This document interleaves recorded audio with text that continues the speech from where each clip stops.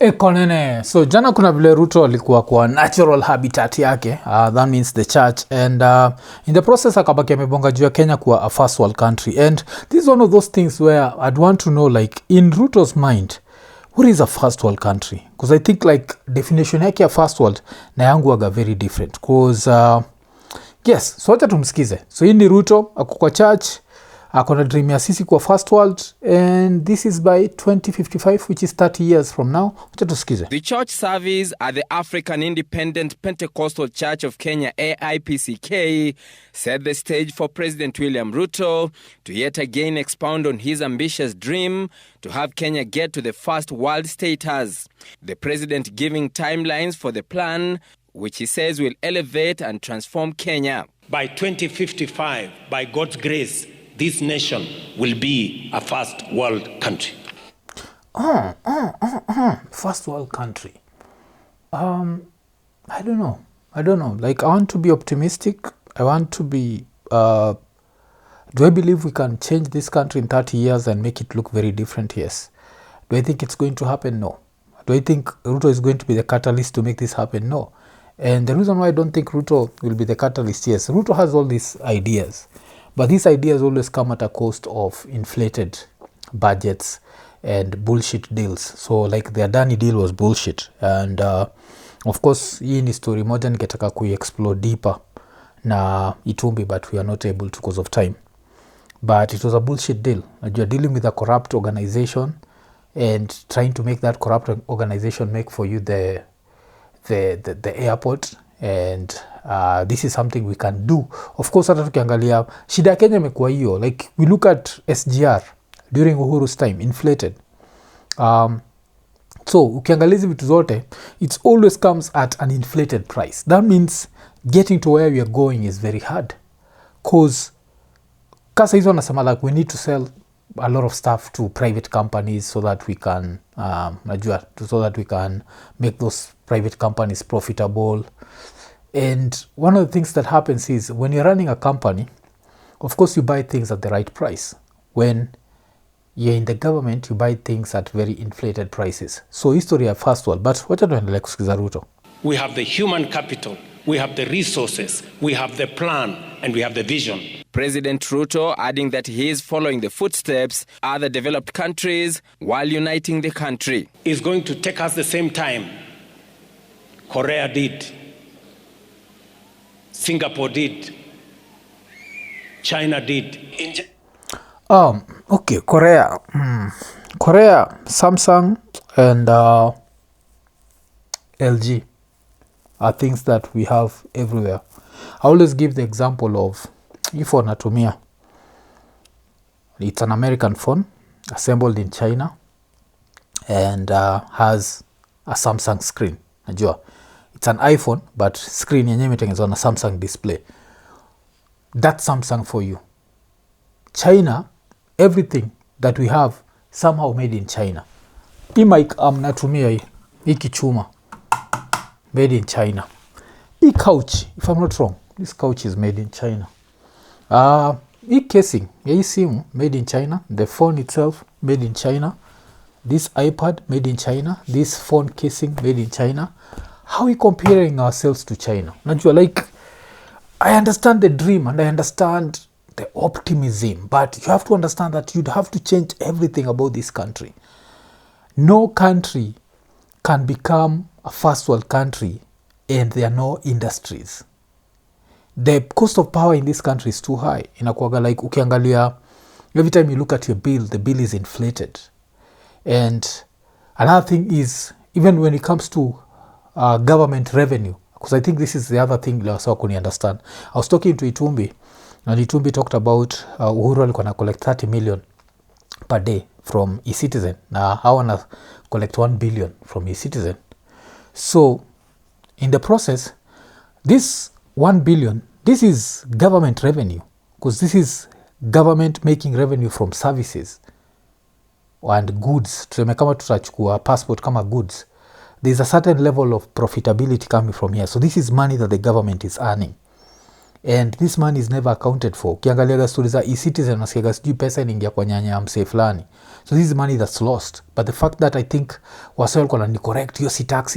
I didn't say e-citizen is taxes, but it's still money collected by the government, and this is money going into the government, but this money never gets to the government. This money always somehow goes somewhere else. Tulisikia juu hii betting and licensing board, and the fact that the money that's collected from, for example, betting, haiendagi kwa KRA direct, it goes through something else and then goes to KRA.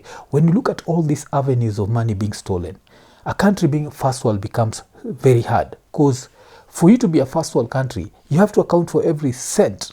Like ukiangalia this other developed countries, inakuwaga like when a government official does anything and uses the taxpayers' money for bullshit, they lose their position. Sisi, I remember like I was talking to someone was telling me vile the government like allowances that these government officials get when they go abroad, and the allowances are ridiculous. It's ridiculous money, and they still get a salary. So how are we going to be a first world country? But wacha tuendelee. In just 30 years, they managed to move their countries from third world to first world. So just 30 years, they were able to move from third world to first world. And yeah, like when I look at places kama Shenzhen, and then when I look at like the way China deals with corruption. So if you're to tell me that we'll get there, I want to be optimistic, and I want to be patriotic in quotes and be like, you know what, we're going to make it, but the evidence is not evidencing like that. Why? Little things. Majuzi kuna udem anaitwa Kelis aliulizwa juu ya Kenya, the pros and cons, and history ya Kelis ni sad to me somehow, because pia another story the wife alikuwa ananiambia, and my wife found it funny and I didn't find it funny. Alikuwa ananiambia juu ya mtoi, alipata mtoi wangu alikuwa anasikiza, she's 10 years old, so somehow she ended up akisikiza ngoma ya Kelis, my milkshake brings all boys to the yard, then akaanza kuuliza madhake like, why is her milkshake only bringing the boys to the yard, and even girls love milkshakes? So nasikia hapo niko sitaki kujua, sitaki mtu wangu anyiterada, what the hell is going on here? So huu dem kuna vile yuko Kenya saizi amemove, na aliulizwa juu the pros and cons za kuishi Kenya, and she broke down a few of the things zile mubongaga juu yake, and wacha tumsikize, and this is what we need to be a first world country. Wacha tusikie a few of the things. Okay, so 3 cons: the roads, some of the potholes are like literally they will take your car apart, and they have these speed bumps. You know how like in the States the speed bumps, like they give you a warning? These speed bumps are in the dark, they're not marked, and you will like hit a bump and leave your soul like behind you. So the roads are definitely takes a little getting used to. And the drainage system is not working, so when it rains it floods. Okay, so amebonga juu the roads not being fixed, and I don't know, I think finally they fixed, kani korong mweza niambia, but wali fix njia ya airport. I think majuzi either sikuwa na concentrate, cause pia nilikuwa nimevaa headphones, but I feel like sikufeel hiyo but it's one of those things, we never fix stuff like the potholes, we never fix that, we never. I think ilikuwa wapi pale West kuna kuwaga na hiyo njia hii Waiyaki way, and there are so many potholes around that area that you're there wondering like, these things, it's not rocket science, like fixing them is raka hivi, but through government bureaucracy that comes because of corruption, someone has to get paid for this and this, because this is what would happen. We should have a department that just deals with repairing, na hii department kuna kuwa na like, kuna hiyo kama ni kitu ya kurepair, hizo vitu zote ziko pahali, and different very independent people are like, mtu wa kusign out lazima asign out kitu anajua kila na sign out, ama kama si hivyo ataenda jela. Then kuna kwa na mtu, alafu barabara lazima itengenezwe like in a specific period, otherwise the people who work in that department will get fired, and not everything has to be done by private contractors. Najua we need to have like even permanent government employees whose work is just to deal with potholes, so headed by a civil engineer. Like lazima tufikirie things outside the box. Like for example, government lawyers, I always look at this whole thing where we have an attorney general, but we still hire private lawyers to argue our cases, and they end up giving us bills that 1.13 billion, some ridiculous stuff. Also, the trash, their waste management here is trash. Like, it's absolutely awful. It doesn't exist. The other big con for me is like shipping, importing. If you want to live like an American here, it's okay. Before to handle a history of shipping and importing, the waste collection, a very simple thing, very simple, but that one I'd blame, of course, Sakaja. Makes it look like rocket science. And the reason why it's rocket science is because corruption. People have to make extra money. So this is something that's supposed to be handled by Wasewa Kanjo. So we go through that list. Kuna time kuna ghost workers. Let's go through the real workers. And if we don't have enough workers, let's employ enough workers and have wewe kazi yako inakuwaga this neighborhood. Hiyo ndio kazi yako. This is where you collect. And then there's a fining system. And this fining system is corruption proof. Because shida yetu inakuwaga ni corruption. But yes, pia kabonga jo importing, of course history ya importing. Kelis, nidungio jo. Takuchanua how to do it. If you want to live like an American here, it's definitely going to cost you like triple the price. Or anything imported, not just American, but European, anything that's brought into the country, they're gonna jack you. The last con, I would say, oh God, the car situation here is an absolute nightmare. I have never seen such a bad car situation. First of all, they say if it's not used here in Kenya, that it's like new. That makes no sense. So it could be like 20 years old in another country, probably Japan, which means that all of your digital stuff is going to be in Japanese, which is very annoying and no one knows how to change it. They'll be like, oh, but that's $65,000. I'm like, USD? And they're like, yes, that's a good price. No, it's not. So a lot of times when I see videos of people talking about like how cheap it is to live here, I think you can do things cheap and there are things that are definitely cheaper. But I think if you're coming here thinking like you're going to live like an American, that's like definitely triple the price. So live like an American. What do you mean by that? Live in a first world country. So a lot of stuff is overinflated. Of course, we buy very old cars at ridiculous prices. These 8-year-old cars. And that's the reason, like even right now, nacheki wasibana na tumia kama jina kama new shape, and people tell you stories which are spare parts. I'd rather have a brand new car with no spare parts than some 8-year-old shit. Let's usually talk happy with whatever. We live in a digital age. If I want that spare part, I'll freaking get it. That's pia tuache kurizon kama buda zetu. So kulikuwa na hiyo, but wacha ni go back to Ruto. So now Ruto talks about sisi being a first world country. So umecheki dem to describe how far we are from first world, because amebonga juu ya things like potholes, things that can be done super fast. Like one of the things, I don't know if I mentioned this, and can we mention Giza naenda kuimention tena, but one of the things ile nilionaga nilikuwa na Mr. K4 ile time nilikuwa last year tuko na Mr. K4 hizo masai za Jersey. Alafu one of the things that happened is kukanyesha, alafu vile kulinyesha kulienda kukiwa na floods, and I'm putting floods in quotes because that rain was not that much.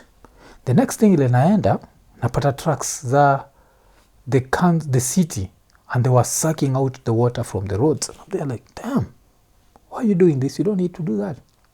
Yeah, look at all the opportunities, job opportunities we can create in this city. How many times have I said that? According to me, even the roads are dirty. Wacha tuacheta kubonga juu ya garbage. The roads are dirty. But sasa, we have like the most incompetent governor. I'm one of the most incompetent governors ever. This is a governor that made it here because apparently gonna dimples and all that bullshit that we were voting for. And of course, this governor is being kept safe by Raila and Ruto. So wacha tusikevile Ruto alibonga. Sasa, as we go to, because Nairobi waga the Nini, it's the face of Kenya.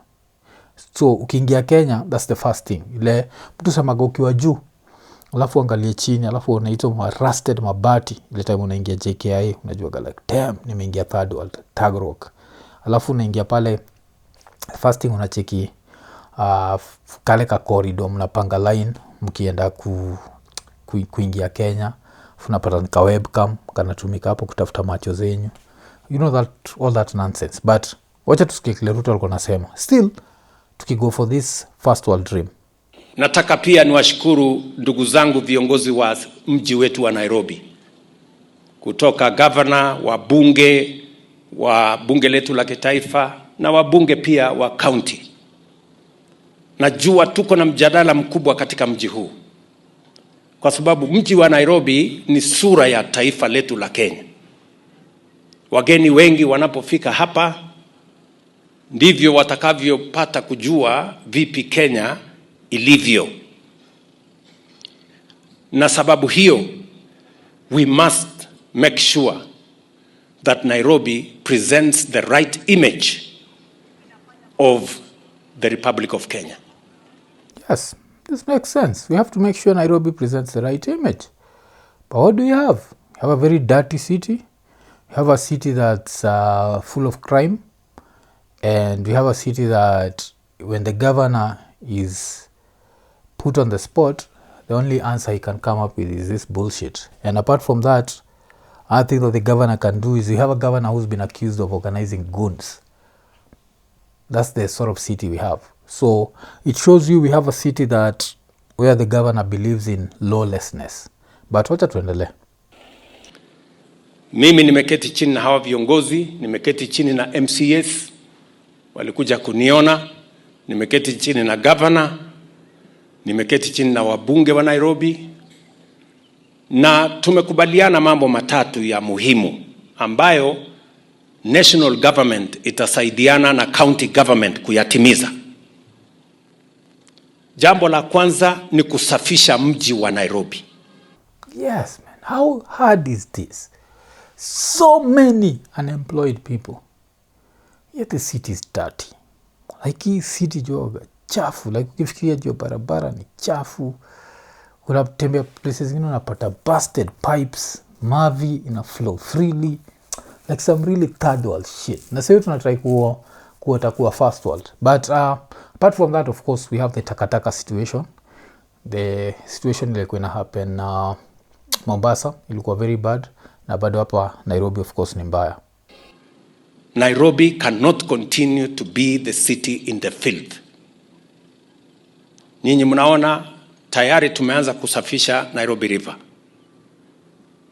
Kuna vijana zaidi ya 40,000 wako katika hiyo mpango ya Nairobi River Regeneration. This Nairobi River thing, sijafuatilia kuiona, but it was one of those where personally I think it would have been like the last resort. Why? Because unless we come up with a way where tutaifanya wasewezi enda kuangusha kinyesi kwake, cleaning Nairobi River is one of those things, like throwing money into a pit. Nacheki. And for us to clean such a river, we'd have to also come up with ways za kufanya wasewa feel the consequences of defecating, vitu kama hizo, ndio kupia lao kwa maji ya Nairobi River. So you sifikiri, but of course that should happen at the end because we need water. I think inakuwaga Waarabu ndio believe that every city has to have water because water is some sort of blessing, and that's the reason why hata kwa hizo deserts zao hautengeneza all those man-made lakes and man-made rivers, whatever they are called. But wacha tuendelee. Na sasa all our estates, we are in the final stages, and governor is here. We are in the final stages of signing an agreement with the private sector on how we are going to clean this city. So hapo, private sector, I'm sure a lot of kickbacks are going to happen here. We don't need the private sector when it comes to cleaning the city. We don't need. Like ukienda kwa hizi developed countries, I doubt it's normally the city taking care of the city. These are jobs. These are pensionable jobs that can be done. These are jobs that people can wake up in the morning and you know what? Anaenda napigilia uniform yake and then the truck just goes and moves and grabs the garbage na unatuzirusha juu. But with this is just a corruption opportunity for the MCAs, for the governor, and even the president. That's a sad thing about a third world country. Like nothing is done for just the service to the people. Like let's just serve the people. Let no one benefit from this except the people and the people who are going to get jobs. But somehow, ukisikia history ya private sector, it cannot continue the way it is. Jambo la pili, tumekubaliana ya kwamba lazima pia city yetu ya Nairobi iziwe na matope, barabara za matope, barabara ambazo ziko hivi We have also agreed on what we need to do. And I have committed that the national government is going to provide resources so that we can support the city of Nairobi. Kama tu barabara za matope sijakata. Majuzi nilikuwa Kisumu. And nikiwa Kisumu, one of the things that I noticed is Kisumu is actually really clean. Najua, it's one of those things where sometimes, of course, because the people need more than cleanliness, will dismiss, but Kisumu compared to Nairobi is very clean. And that's one of the things nataka to do. Let's clean the roads. Because I think in Kisumu they actually clean the roads. You can actually see the tarmac and see that the tarmac is black. Nairobi, the tarmac looks brown. Why? Because you have a clown doing this nonsense. Na jambo la tatu, tumekubaliana vile vile ya kwamba hii city itakuwa ni city yenye iko na mwangaza. Tuko na giza sehemu nyingi. Na kukiwa na giza, tuko na mambo ambayo mnajua yanaendelea kule kwenye giza. Shetani anapenda mahali penye giza. Shetani peke yake kweli? Kwenye giza pia nasikia Jesus. Jesus. Na si shetani.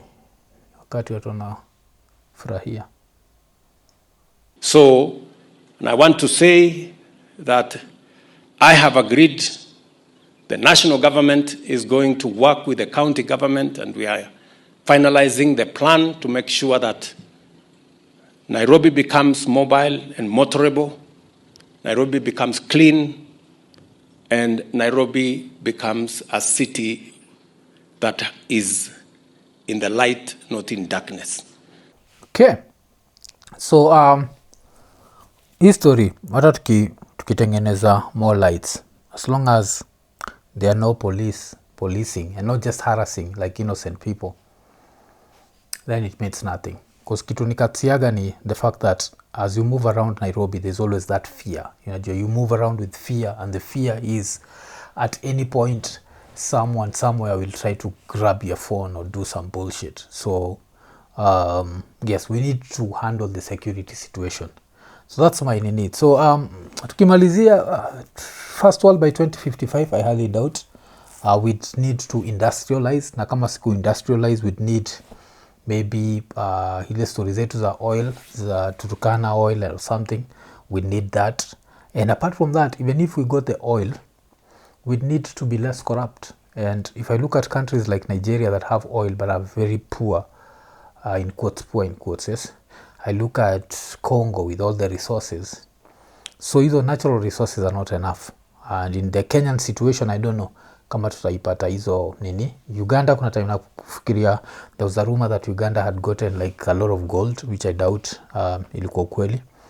And yeah, so we have a situation whereby we can dream and the president can thump his chest and give all these visions, but I don't think these visions are going to ever come to fruition. And the reason is we are too corrupt, and apart from being corrupt, there is no one who's just trying to serve. Everyone is trying to benefit. So majuzi, of course Gachagua alifanyaga tukafikiria Ruto iko worth, was it 4 trillion or something, which I still don't know, could be the truth. Kuna statistics zimetokea kusema Ruto is worth 55 billion. Might look like little money, but 55 billion, kumbuka, if you had to spend 100,000 shillings every day, it would take you around 27 years, I think, to finish a billion. So 27 times 55, how much do we have there? Nacheki, that's a lot of years. So the president has a lot of money that can last him lifetimes and lifetimes and lifetimes. But even with that, it's never enough. And all these deals that we see, the president has to benefit, the governor has to benefit, the MCAs have to benefit. And the last person that's looked at is the last person, inakuwaga ni mwananchi wa kawaida.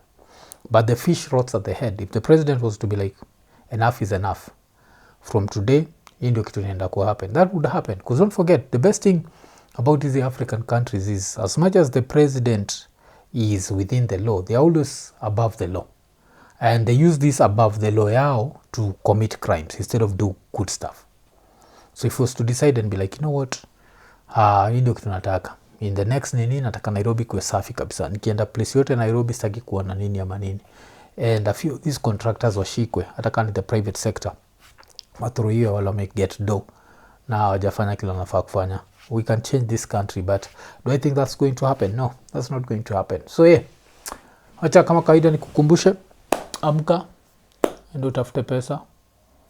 There is a governor somewhere, maybe in Nairobi or other places, who needs to buy an apartment, maybe somewhere outside Kenya. Sijui, acheki, bado zina auctioniwa. They're auctioning 3-bedroom apartments in Loresho for 7 million shillings. And licheki kuna msana niambia, that's the market value. There's someone always ready to pay more. So don't tell me that's the market value. But yeah, tunaendelea kuibiwa. But toa ndugu, toa dada, siyo ni jenga inchi, tujenge inchi. Okay, whatever. I'm trying to remind you, tujenge inchi. Amka asubuhi, changamka, eko nene.